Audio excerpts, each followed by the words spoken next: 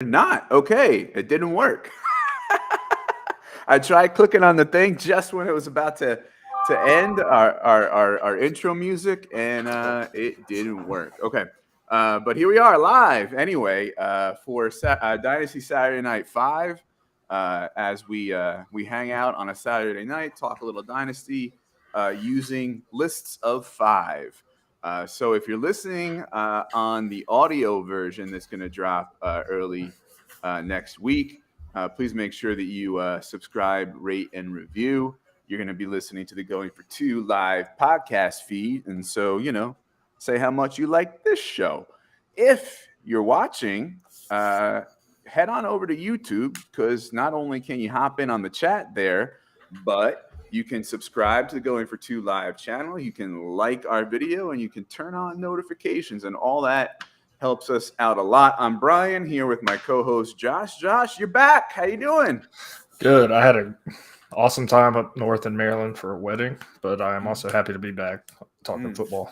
Right. Now, for me, awesome time and wedding don't normally go in the same sentence, but I'm glad it worked out for you. Where was it? Was it down where you live, or?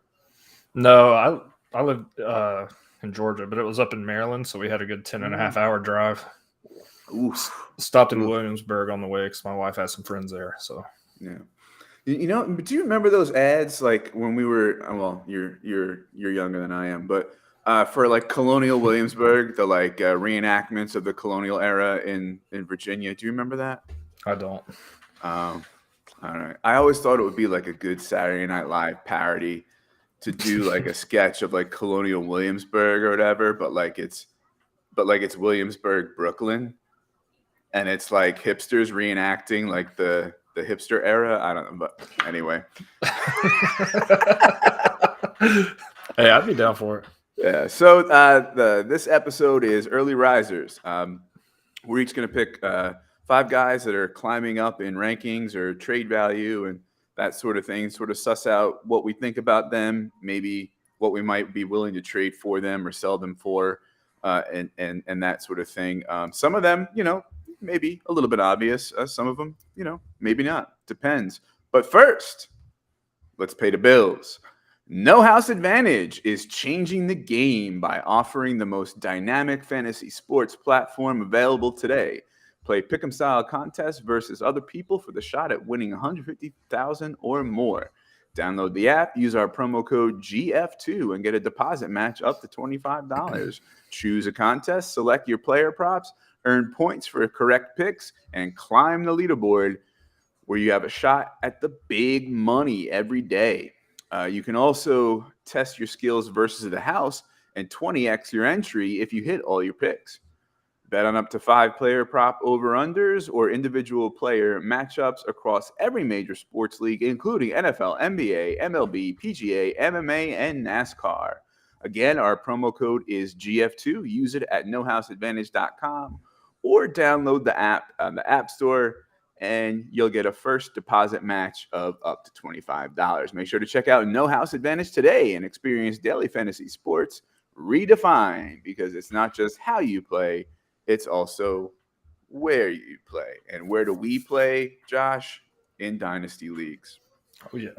So we each picked 5 risers. This was a little hard for me because I was thinking about the risers, and I said, well, some of the risers I was already there, and like people are catching up to me, and some of them I'm like, I'm not ready to be up there yet. So it was a little hard for me to pick 5, but I think I got some. You want to go first?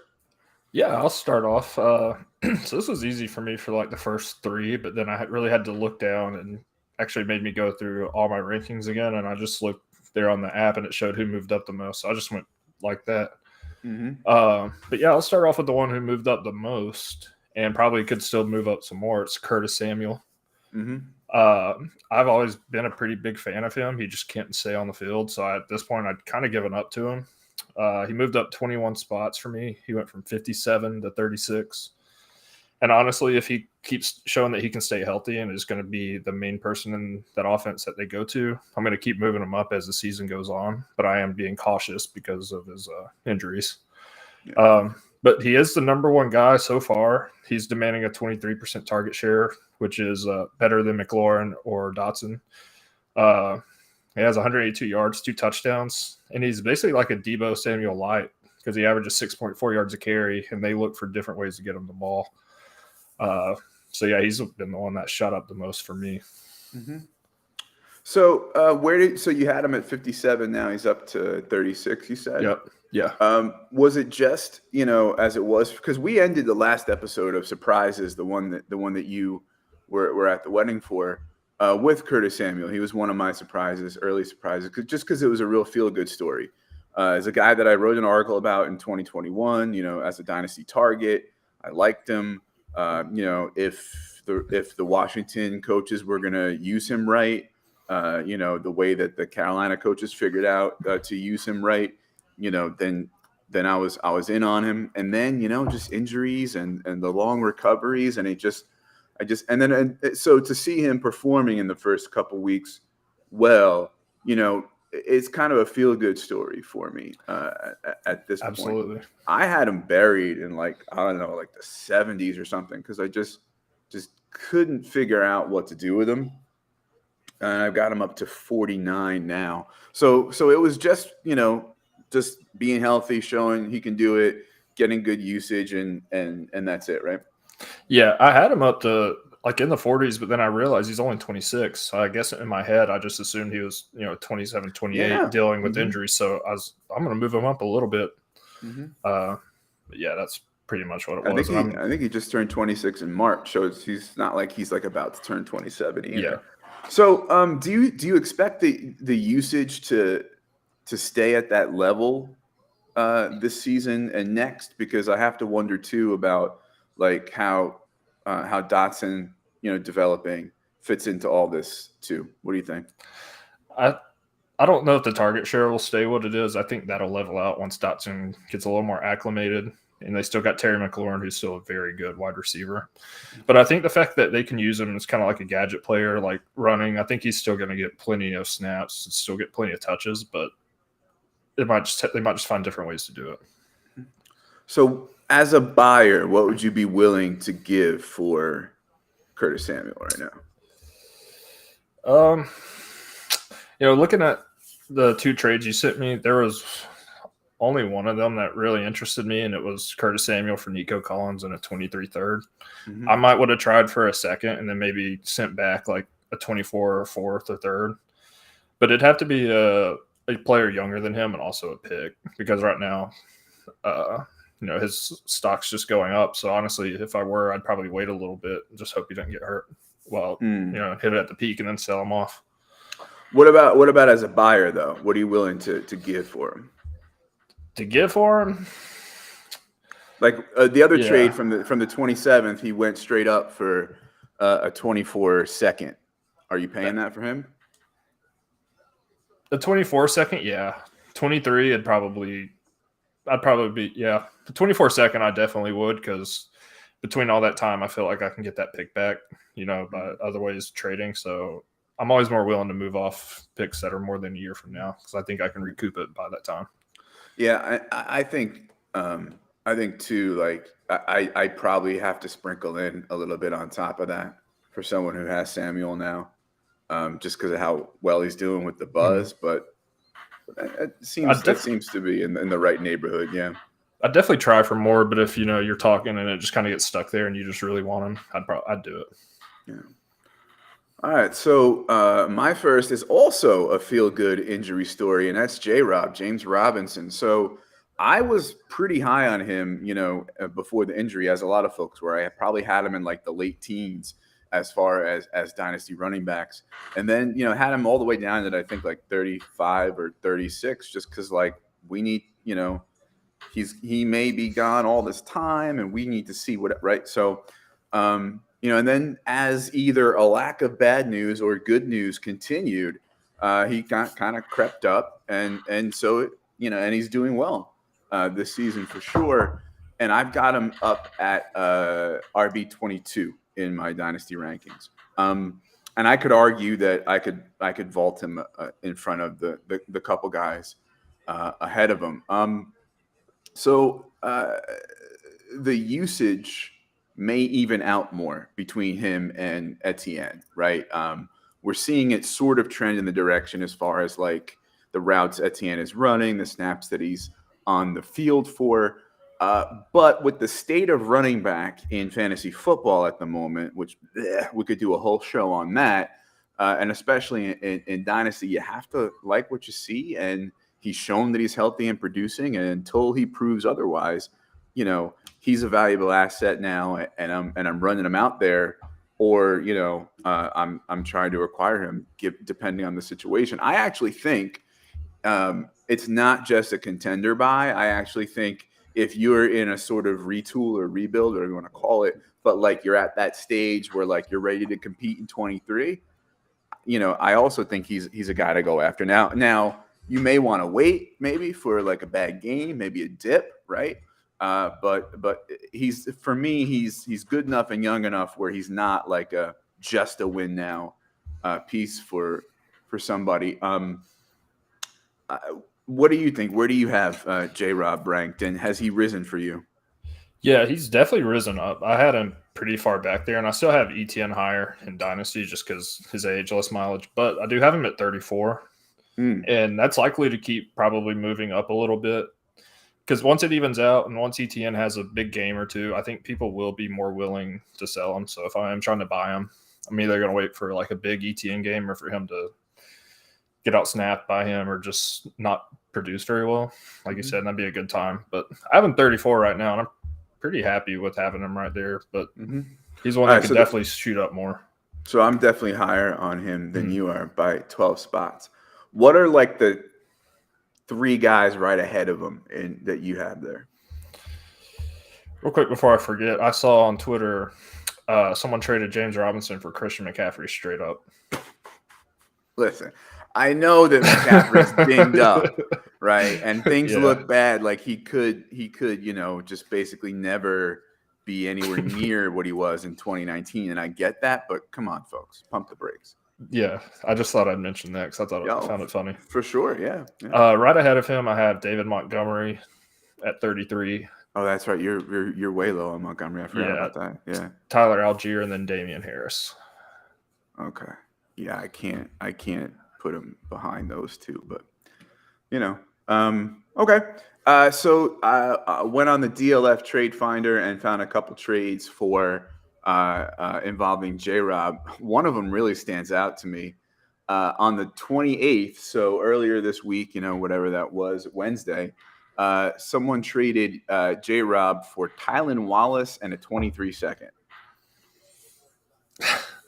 Whoever got the J-Rob side of that really came out looking nice. Yeah. I mean, I get that 23 is a good class and, it's a second and like, maybe, J-Rob, you're waiting for him to, get out on him while he's high or whatever. I'm trying to get in the mindset, but like, I just can't take Tylan Wallace. I just, that's just absurd to me. More recently, a day later, so Thursday of this week, Dobbins and KJ Osborne and a 5th for J-Rob and a 23 third. What do you think about that one?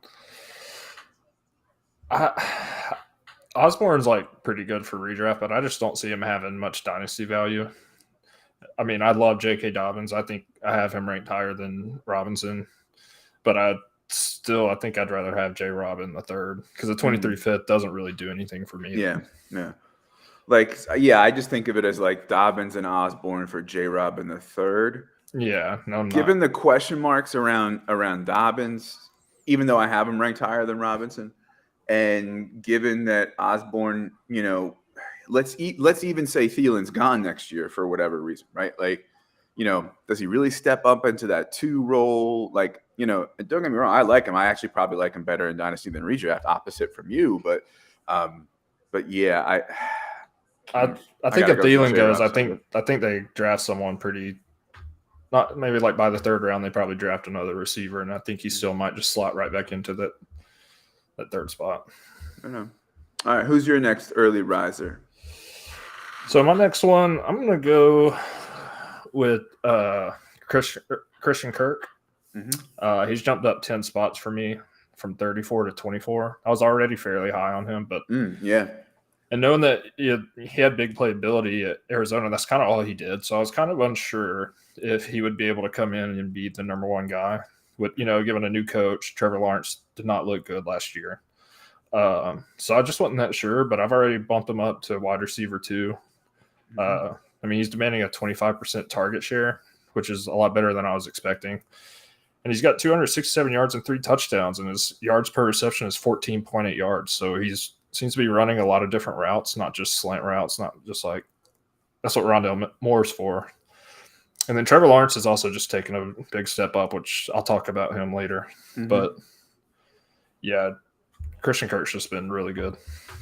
Yeah, I had him at like 39. He's up to like 34 right now. Like I'm not really putting him there yet at 24. But certainly, like the way I phrased it when I was on with Jordan last week was, Christian Kirk's not a one, but he's their one. Yep. And performing well, and it's like really like a theme with a lot of these Jaguars is like what a difference coaching makes. You know what I mean? So yeah, I'm on board. I mean, I probably didn't shoot him up as high as you did, but let me ask you a question. Like, what are the next 3 guys below Kirk for you in your rank? Yeah. So the ones that I basically shot him up over and felt good about it was Mike Williams, who's just been, kind of touchdown or bust.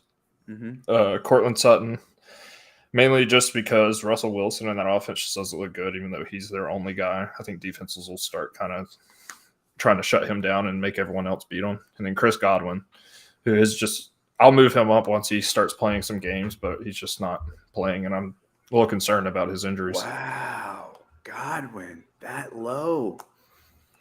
Ooh. I don't want to spend that capital on someone who's like going to be questionable every single week. You're not sure if he's playing, sits out some snaps. Kind of like I'm not going to say he's like Amari Cooper in that aspect, but I like people that I know are going to be out there. And, you don't know Brady's future, right? Exactly. I mean, he could retire any minute. So I got you. Okay. I don't know that I'm that low on him, but all right. So let me ask you this. I'm going to name some rookies, okay? And you tell me whether or not you have them ahead of Kirk. So yes means these guys are above Kirk. Okay. All right. Treylon Burks. No. George Pickens. No. Drake London. Yes, I have Drake London higher. Okay. Jameson Williams. No, but once he comes back, he'll be the one that will shoot up the most. But no, right now, no. Olave, yes. Okay. Garrett Wilson. No, he's 32, so a few spots behind. Okay. All right. Yeah, our rankings look pretty different on receiver. I think I'll have to look at them side by side or something like that one day, and maybe we'll do like a show where it's like 5. I pick 5 that like, what the hell are you thinking, and then you pick 5. What the hell am I thinking? No, that's actually a good idea. A way to like see if it change our idea on the people too. Yeah. Just real quick, friend of the show, Julia, always tuning in every week. We appreciate that. How you doing? It's not a very beautiful Saturday night for either of us as far as the weather goes, but very much happy to be here and happy that you're here watching. All right. Who do I want to do next? I'm going to go with let's talk about, he's in the news a lot now. Let's talk about Tua, right? I was already higher on Tua than most people. He was kind of floating between like 11 and 14 for me there for a while when everybody else was saying Tua's this and Tua's that. And I even had somebody like say he's trash when we were doing trade talks and that sort of thing. Listen, I'm not saying he's the best deep ball quarterback out there, but I think it's a little overblown when people talk about, because he's actually I was listening to some numbers. It might have been on JJ Zacharyason's podcast, but whatever. But like, you know, that when you look under the hood, that the deep ball numbers aren't bad. Now, obviously, he underthrew, like, you know, what was it, Tyreek, right, on that in that game recently. You know, I think you even tweeted about it, right? Like, so yeah, that's going to happen, right? Especially when he's going to be in a situation where he has to like wait, you know, and throw the deep ball. But so I get that, right? But I think I wouldn't say that I was a member of TuaNon, but I was certainly on team. He gets way too much hate, and he's underrated. So he was at, like, I think 14 or 15 going into the season, and I got him back up to 10. Now that's partly due to like Fields and Lance slipping a bit, but I mean the coaching. I mean, aside from all the controversy about the other thing, right? Coaching looks pretty good. You gotta like the improved weapons. I'd like to see better running backs there. You know, but in some ways that might, you know, arguably like help him, and that he's going to have to throw more or whatever. But yeah, no, he's definitely risen. Only a few ranks, you know, only a few spots. But I mean, I'm confident in him now. You know, the latest that I read on the whole, you know, concussion thing is that it doesn't seem like it's going to be a long absence. Like, he still has to have the MRI or whatever, and I'm sure they're going to be super cautious after all the controversy. But like, I mean, I don't know. Like, I was talking to somebody today who seemed like they were like going to make a panic move, having lost Tua, and I'm like, you didn't lose him yet. Like, you know, hold on, like, wait for the news. But anyway, relative to, you know, where you had him ranked going in, is Tua also a riser for you? Yeah, he actually moved up probably 4 or 5 spots for me. Actually, I think it was 4 spots. I have him up at 9, and the reason I have it, I just slid 4 people down below him, so it was partly him moving up, but also me just moving. I moved Dak Prescott, Fields, Lance, and Russell Wilson below him, who I had ranked above him before. So that just slid him up to 9th for me. Yeah. So okay. All right. So yeah, and about the deep ball, he does, and I'll be one that might poke fun at him when he underthrows the deep ball, but he's also very quick at decision making and making reads. So he gets the ball out quickly, and that's all you need to do with Tyreek Hill and Jalen Waddle. Mm-hmm. Yeah. So I was pulling up trades for Tua, and the most recent one I found was the 27th, which was Tuesday before the concussion game, or well, in between concussion games, it seems like. And it was one of those trades that had like 90 people in it. I'm like, I hate those. Like, they're just not trades I do, because I'm trying to isolate this person's value as best as I can, and I just, you know, I don't like you know, those million pieces in trades like that. Yeah, and getting a quarterback, the quality of Tua in a super flex is difficult. So you know, I don't know how many people out there are moving him really, but you know, you'd have to really motivate me to trade him now. You know, I have to see like a really good package to move off of him, that might have to include like a Fields, or, you know, a Lance, or, you know, what about Deshaun Watson? If I could get Deshaun Watson plus for Tua, I'll take that and run. Yeah. Oh yeah. Oh, for sure. I mean, obviously, if I'm not like if I don't need the points this year, you know. Yeah. But yeah, because I have him, like, I have Watson still like a spot or two ahead of Tua. So yeah, absolutely. Yeah, I'd take that and run. Yeah. So Julia's asking about your Garrett Wilson hatred. And she's asking, he's leading the team in receptions. He's got a 22% target share. Do you have Garrett over Elijah Moore in the next 5 years, or Elijah's skill set better? You're big on Elijah Moore too, even bigger than I am. So why don't you take this one first? Yeah, so I actually had to bump Elijah Moore down a little bit. I had moved him down to 19, so I definitely still have him higher than Garrett Wilson. And that's because one of my first articles I wrote was about wide receivers that you can draft in the mid rounds, give you wide receiver 1 value. Mm-hmm. And he was one of the first ones I did. And looking on reception perception that Matt Harmon with Yahoo does, he was an elite route runner as a as a rookie. And he looking at the tape this year, he's getting open. Flacco just, threw it to other people, but it's not like he's not able to get open. I think with Zach Wilson, I'm not expecting it maybe to happen right away, but I think the Elijah Moore will start to eat into that target share. It'll probably be a little closer than I expected before the year, but I think he will start eating into Wilson's production. Yeah. For me, I have Wilson higher than you do by a good chunk, but I still have Elijah Moore a few spots ahead of him. I don't look at things in a 5-year window. With receivers, it's like maybe a 3-year window. I think Wilson's ceiling is probably higher long term, but I just need to see more of it. And I think, first of all, people were ready to bury Elijah Moore once they drafted Garrett Wilson. And I was like, okay, give me all the Elijah Moore you got, right? And now it's like it's 3 games, right? It's Flacco, right? Like, you have to see what things are going to look like, with their normal quarterback and over a couple more game stretch before I'm ready to leapfrog Wilson over Moore. I think I'm holding off on that for now, but yeah. When Zach Wilson comes back, and if Garrett Wilson keeps doing this, because he's beating people easily off the line, so he's still going to be good. I'll probably have him a lot closer than I do now, probably a little closer in the 20s. Yeah. I mean, he's getting the snaps, he's running the routes, right? Like you want that. And so I think the targets will come, like you said. Who's your next early riser? All right, let me see here. See who I want to go with. I'm gonna go with Drake London. I was already pretty high. I had him at 24 in Dynasty. I moved him up 9 spots to 15.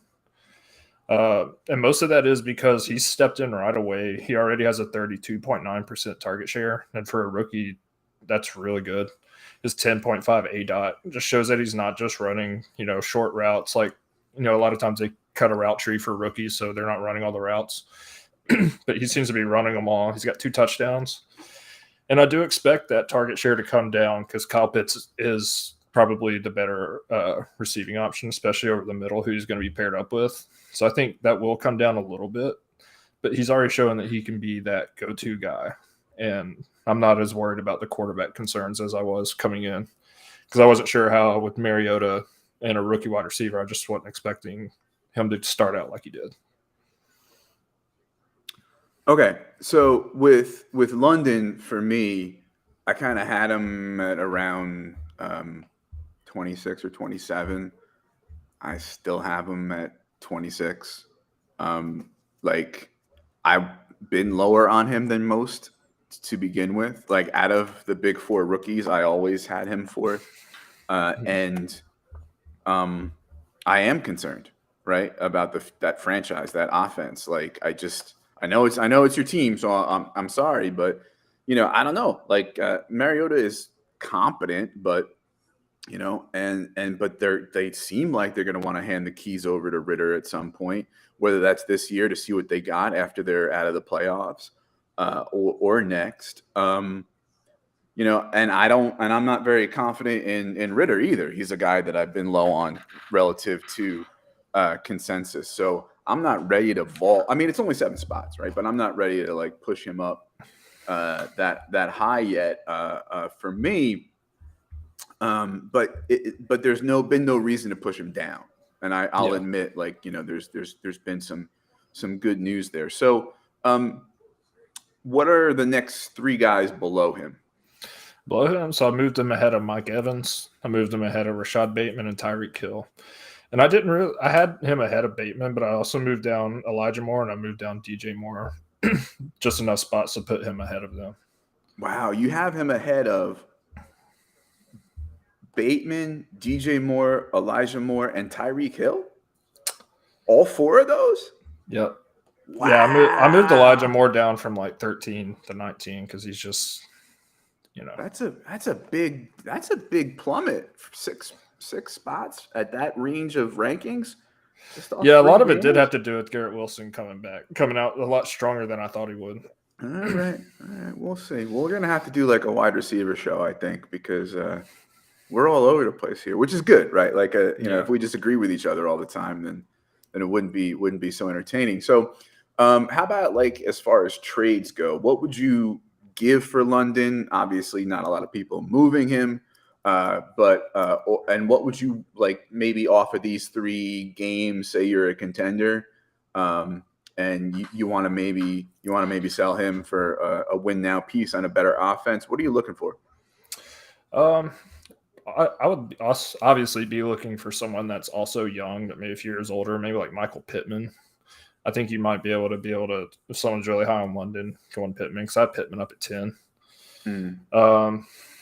Yeah, I don't know too many people that are going to give you Pittman for London. And if I had to throw in like you said, a 24 like third or something, like I would definitely do that because I don't really value those super high.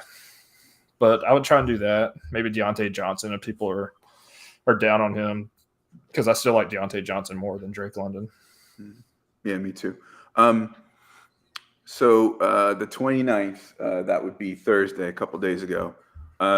London for Tyreek in a 23-second. Yeah, I would. It depends on my team construct. If I'm win now, I might keep Tyreek Hill and the pick. I would try and maybe just do it straight up Tyreek for London, since I have London higher anyways. Only by a few spots, but that's with that pick being thrown in there. It's just I wouldn't do that. I'm taking the Tyreek side and running and hoping I don't get arrested for robbery. So yeah, there's one Dynasty league and I drafted trying to rebuild and trying to get as many rookies as I could. And it's my best team. It's doing better than my win now teams. It's just I gotcha. Yeah, sometimes that's the way it happens, right? So this is a little bit bigger one, but London and fellow rookie Jameson Williams on one side, Jacobs, Isaiah McKenzie, I saw this one, but 23 first and 24 first.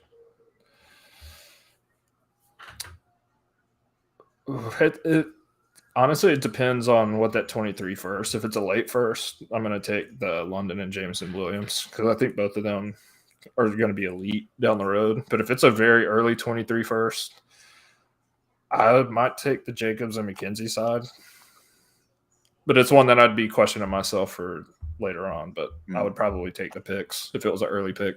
Yeah, I tend to be higher on Jacobs than folks are, so that kind of colors it. Like, to me, I think about like taking that and then trying to flip McKenzie to a contender and then see what I can do with the 24 first and some other trade, right? But I'm also somebody who doesn't like to do the work. I don't like to take a trade intentionally knowing I'm going to flip pieces because that's extra work and I can't guarantee it to happen.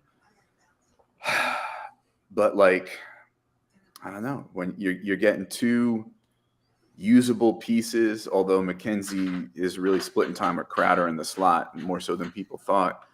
And 2 first, like that's tough. That's close for me. That's close. I'm sure there are people out there that would be like heavily on one side or the other, but that's the beauty of all this, right? Yep. All right. So my next early riser is Zay Jones. Right, kind of try to dig a little deeper for one of these. So, like, he was on the Raiders, and he flashed as useful PPR piece once in a while. Good bench piece, nothing special. I think I had him in maybe the 70s or 80s at one point. I got him up to 64 now, and I'm willing to think about moving him up. Obviously, coaching. Trevor Lawrence. Likes him, finds him, targets him. He is, I think, a little susceptible to them bringing in a better receiver, like a true 2 or even a true 1 above Kirk, relegating him to like the, like a wide receiver 3 slot guy. But he's in a good spot for now, and probably for the price you can get him would be worth it. So he's definitely a riser for me. So I tried to dig deep for a couple like risers, but that were lower in the ranks. So he'd be like 64 among wide receivers. What are your thoughts on Zay Jones? Who do you have around him? Like who's a few above him? Yeah, right. Yeah. See, this is like it's fun with wide receivers because we're all over the place too. But also, it tends to get more all over the place the deeper you get, right? Mhm. Like even when there's variation among like the top 20, 30 or so, right? Like, but once you get past like I don't know 50, it's like people are all over the place, right? So let's see, 64. I've got Zay Jones, right? One above him, KJ Osborne. One above him, Alec Pierce. And then one above that, Josh Palmer. One below him, Isaiah McKenzie, David Bell, Romeo Doubs. Okay, because I must have just skipped over him when I was redoing mine because I have him down way lower than I would, but I think I'd move him up to around Van Jefferson, Corey Davis, and Jarvis Landry, which is 63, 64 for me. So I think we're about on the same page there. Yeah. He's great for DFS. Yeah. Oh, yeah, for sure. Absolutely, yeah. So as far as like, trades for Zay Jones, probably what you're doing is, you're a contender looking for depth or something like that. Straight up on September 28th, straight up for Irv Smith. Now, just asterisk, DLF Trade Finder doesn't have a selection for premium, tight end premium or not. So we don't know if this is a tight end premium league. But Zay Jones straight up for Irv Smith. What are your thoughts on that? I'm taking the Irv side on that one. I think I might too. Yeah. I think given his age and just the tight end position not really being super deep, I think getting someone that young who's shown already this year when he's healthy, like he's pretty good. Zay Jones, Devin Duvernay, and Gerald Everett for 2:23 seconds. I'm probably going to take 2:23 seconds. I'll probably take the seconds. I do like Duvernay, but I would need to see him keep having these big games more often as opposed to, having a down game and having a really big game. But I think I'd take the seconds on that one. Yeah, I think if I was a contender, I'd move the 2 seconds for those guys.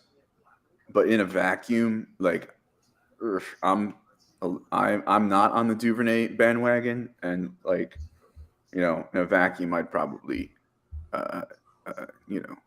keep the seconds. Yeah. Be interesting to see what he does this week. He's out. That's what I was saying. It'd be interesting to see what happens with the Jags this week because he's out, right?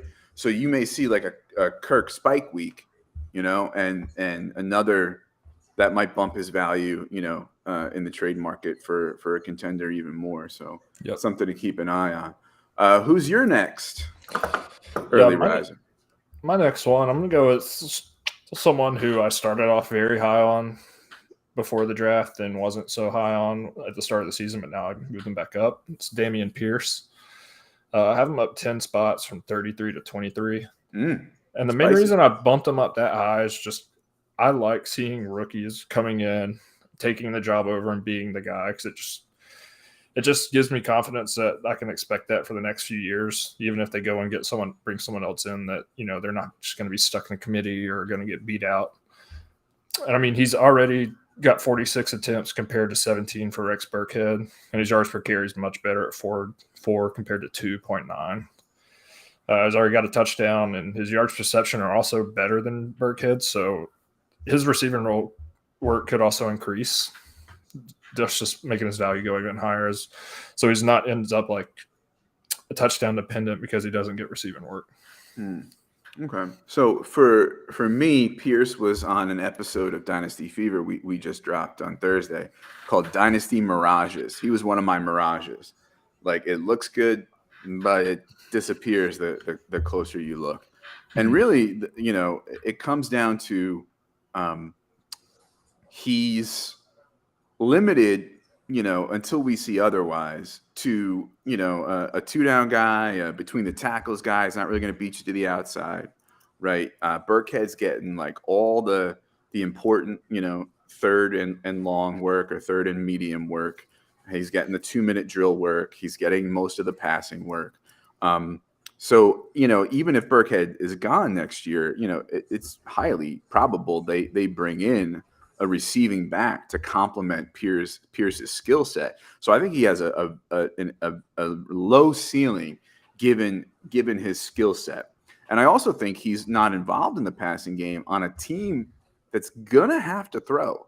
Like, he got good volume against the Bears. Let's see what happens in the next few weeks when they're playing, like, for example, the Chargers this week, or I don't know. I had the next 5 games pulled up for the other podcast, but it didn't look good, right? For as far as like his involvement in it has to be I think a pretty positive or neutral game script, and I don't know that that's going to happen a lot for them. I'd like to see it not happen. I like Davis Mills. I like Brevin Jordan. I like Brandon Cooks. I like, Nico Collins, right? I like Mechie if he ever comes back. Like, so I don't want to see that happen really, but I think it is. I think that's going to happen with the Texans. I think they're going to be much worse than I expected, and I see a real low ceiling on Pierce, and I don't think in the next couple of years he's going to be anything more than a mid-range running back 2,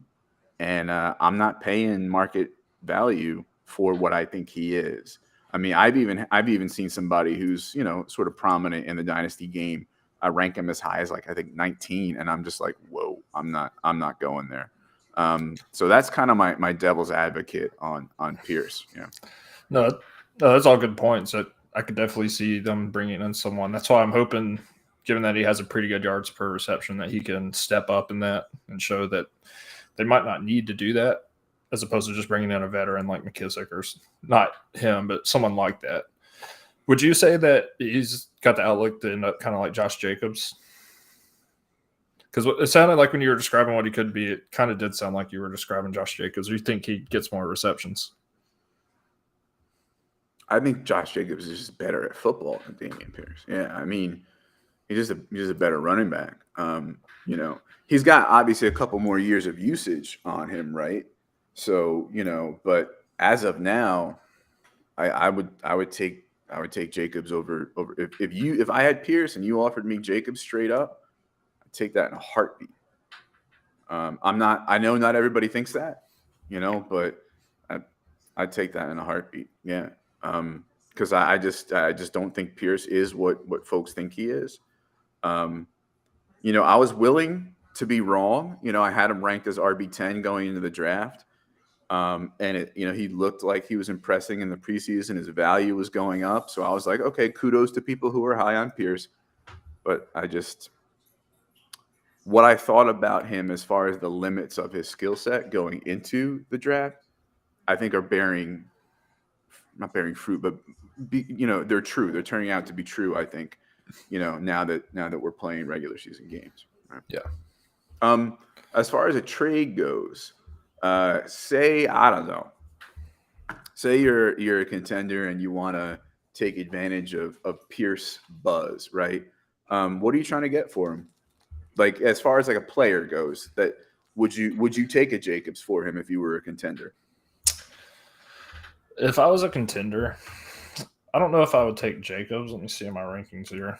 I would definitely take Antonio Gibson if people are down on that. Mm-hmm. I'd honestly probably even take Zeke, even though I have Zeke ranked a few spots lower. If I'm trying to win now, I would take him. People might be panicking. Yeah, I might would take Jacobs if we could throw in another piece each, and I feel like I come out a little better on that. Aaron Jones? I would if someone would give me Aaron Jones for Pierce, I would do it. Yeah. I mean, as a contender, I think. Yeah, trying to win now. Yeah, absolutely. I mean, I probably am a little lower on Jones than folks, and I think it's a near certainty that he's gone next year out of Green Bay and trying to look for a job at like 28, pushing 29. But at the same time, they may need to rely on him more, with Adams gone, and he may hang around there. So, but yeah, I think. How about Damian Harris? No, I would have to get something else because I think Ramondre Stevenson is kind of – I've been higher on Stevenson than Damian Harris anyways, and I got him ranked higher. So if it weren't for him, yeah. But CEH. The fact that he's 23, I don't think I would do it because I have CEH in one of my leagues, and there are some red flags there. Mm-hmm. So I'd probably hang on to Pierce because even though he's on a better team, scores a lot, he just doesn't get handed the ball very much. Lenny Fournette. Yeah, I'd take Fournette for sure. Okay. Miles Sanders.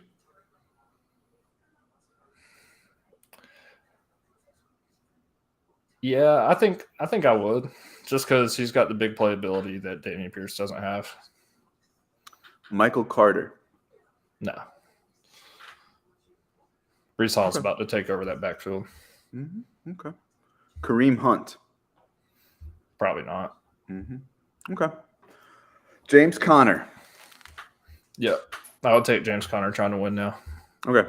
All right. Just kind of get a sense of where you're at with Pierce by throwing out some names that are a little above him and a little below him for me. Sorry. So let me do my fourth one. That's where I wear my L, but not as big a L as folks think. Look, I've talked about this on Twitter and on multiple podcasts, so I'm not going to spend too much time on this, right? I was wrong on Amon-Ra St. Brown, like I'm sure several people were. I don't think I'm as wrong as people think. I think people are way too over the top for him. If you want to know a little bit more of my argument, I go into detail on a recent episode of Dynasty Fever, so go check that out. I had him down at 39 going into the year, and he screamed sell to me relative to where the community has him. And now I've got him up to like 25, right? But some people are saying top 10, top 12, top 15. I even had a couple of people say top 5. And I'm just like, no, like let's pump the brakes, right? And obviously he's earning his targets. He's got, his game fits Goff's game. He's got the good target share, right? There's questions about the future of QB there. They can save, I think, something like $20 million by cutting. They have an out in the contract to save like $20 million in dead cap this year by moving off of Goff. Now, do they do that? Do they finish, bad enough to be in that range where you're going to take a quarterback? I also wonder that about Atlanta. And if you're not, do you trade the capital necessary to move up to get one of those quarterbacks? I don't know. I can't guarantee that the lines will be bad enough, and I can't guarantee that they're going to trade up. So just based on face value, I wouldn't be surprised if Goff's there next year, but I also would not be surprised at all if he's gone. And that also, I think, clouds the future for Amon-Ra St. Brown. And I just have, overall concerns about people being way too high on him, given his skill set and what he brings to the table relative to some people that I think are easily above him, that some people don't have above him. But this is supposed to be a riser episode. So yes, he did rise 14 spots in my ranks. Yes, I think his trade value is higher for me, and he doesn't scream at sell as much as he did going into the season, right? So on the DLF Trade Finder, there haven't been trades really in the last few days, but on September 24th, he went straight up for Joe Mixon. What do you think about that? Given the running back situation, I still don't even know if I'd do it. I'd have to be trying to win now and having lost one, maybe even two of my running backs, like say you have Mitchell and Dobbins or something. Maybe then I do it if you're trying to win now, but even then, just given his age and he's already producing like this, I don't know. I'm taking Mixon and hoping I don't get arrested for robbery. See, I just have Amon-Ra St. Brown higher. I have him top 12. Yeah, I can't do that. We'll get to that in a second. I'm all in. So on the 25th, sorry, this one I did a spit take on this one, right? Like Amon-Ra for Godwin and Higgins.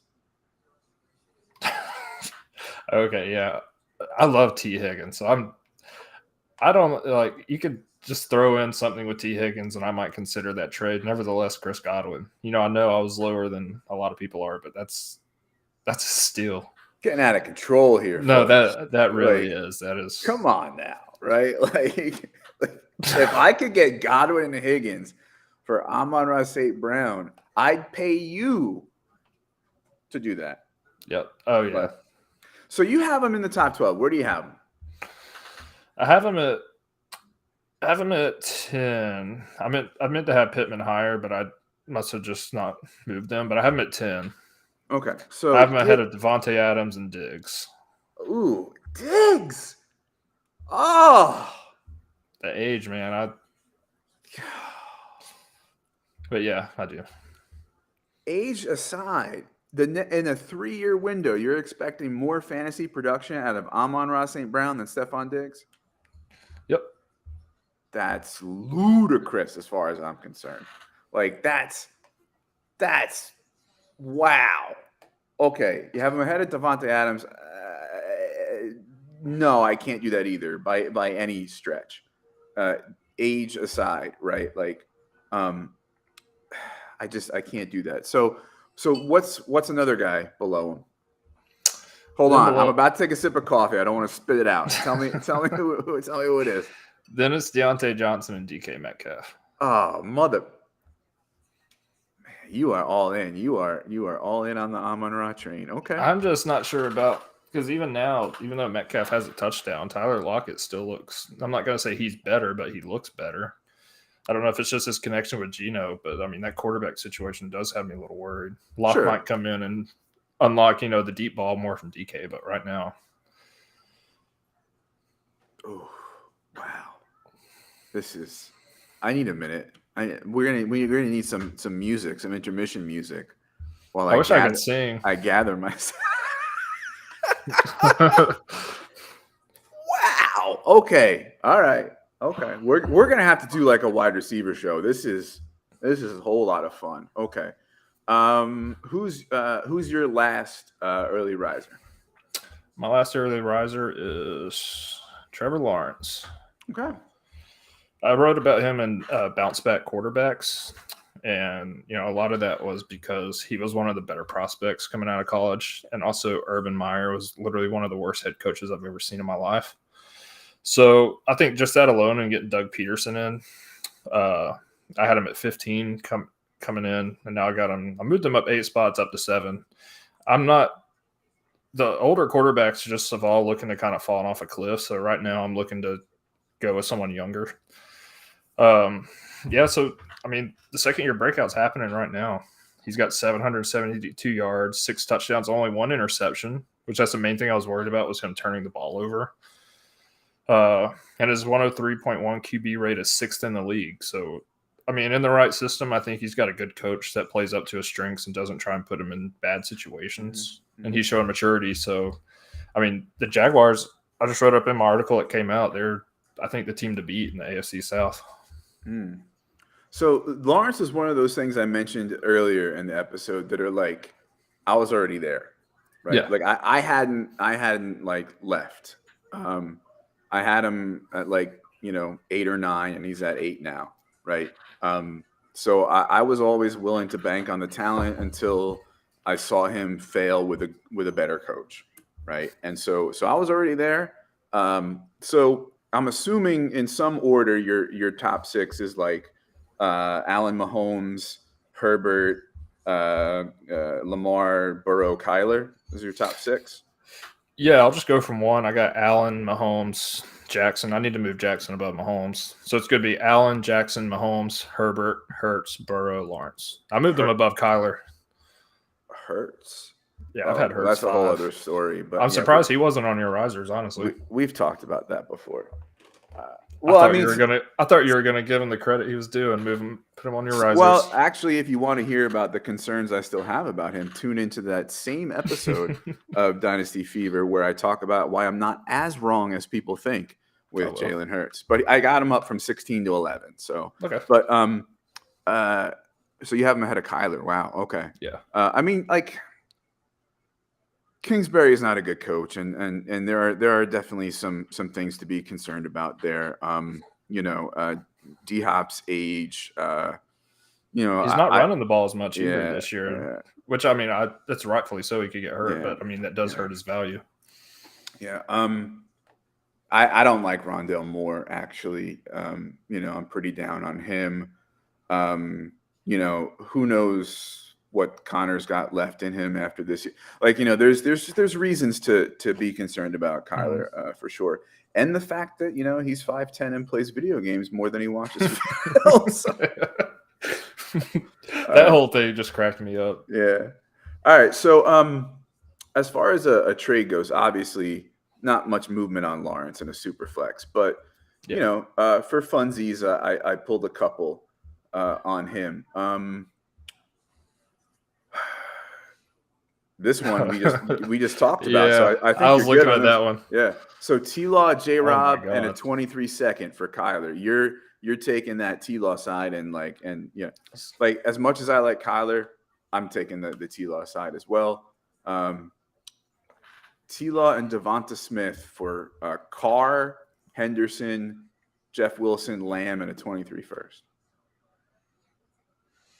So for me, the only people really worth much in that, I mean, Carr's all right, but he doesn't look that good. It's basically Lamb and 23 first and Carr for T-Law and D. Smith. I'm taking Lamb and the 23 first in that one.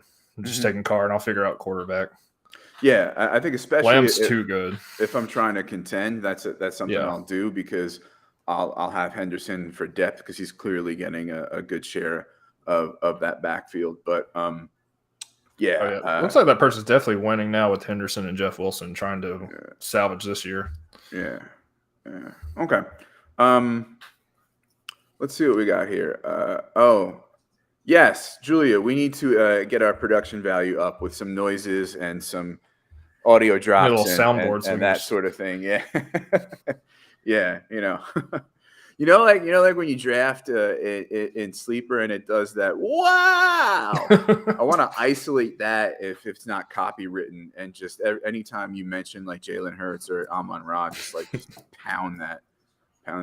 But my last riser is not very sexy. But like I said, it was hard for me to find some, and I wanted to find a couple deeper ones. And that's none other than Tyler Conklin, tight end for the Jets. So I was worried about the crowded tight end room going into the season. I had him around like the 50s, I think, as far as tight ends go. It's pretty clear that Ruckert, even though I have him ranked higher and I like his skills more, is going to be developmental. And so I think he's worth, stashing on your taxi and waiting. I think he's the tight end to have eventually. Uzuma doesn't really seem to be in the picture much at all. And I don't think I think it was like a 17% target share or something. There, 21% that Conklin has. I don't think that's gonna sustain itself, but I did move him up to tight end 39. I think after the 32-ish tight ends, like the tight ends start to look a little more redrafty in the rankings, because it's like you might as well add this guy for depth in a tight end premium or in a start 2 tight end league, So I think he can be a good tight end 2-3 for now. I think he's going to be maybe a safety option for a young quarterback. With a bad offensive line, all the injuries there on offensive line. So, he's a guy that I can't deny has risen a number of spots in my tight end rankings. Again, you're not giving away the store for him at all. Yeah. But, so Kyle Senra checking in at Senra Says on the tweeters.